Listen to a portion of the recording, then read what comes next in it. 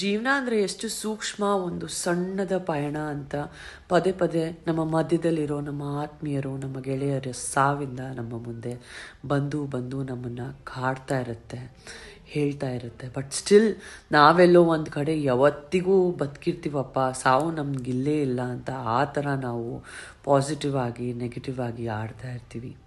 ನಮ್ಮ ಮಧ್ಯದಲ್ಲಿ ಈಗ ನನ್ನ ಅದ್ಭುತವಾದ ಬಿಗ್ ಬಾಸ್ ಕಂಟೆಸ್ಟೆಂಟ್, ಒಂದು ರೀತಿ ನಾನು ಇಷ್ಟು ಸ್ಪಷ್ಟವಾಗಿ ಅಚ್ಚುಕಟ್ಟವಾಗಿ ಕನ್ನಡ ಕಲ್ತ್ಕೊಂಡಿದ್ದೀನಿ ಅಂದರೆ ಅವರ ಪ್ರೋತ್ಸಾಹಿಕ ಒಂದು ಕನ್ನಡದ ಲಿಟ್ರೇಚರ್ ಏನಿತ್ತು, ಅದ್ಭುತವಾದ ಗ್ರಾಮರ್ ಏನಿತ್ತು, ಅದನ್ನು ನೋಡಿ ನೋಡಿ ನಾನು ಒಂದಿನ ಇವರಷ್ಟು ವಿದ್ಯಾವಂತೆ ಆಗಬೇಕು ಕನ್ನಡದಲ್ಲಿ ಅಂತ ಅಂದ್ಕೊಂಡಿದ್ದೆ ಅಂತ ಹೇಳಿದ್ರು ಖಂಡಿತವಾಗ್ಲೂ ತಪ್ಪಿಲ್ಲ.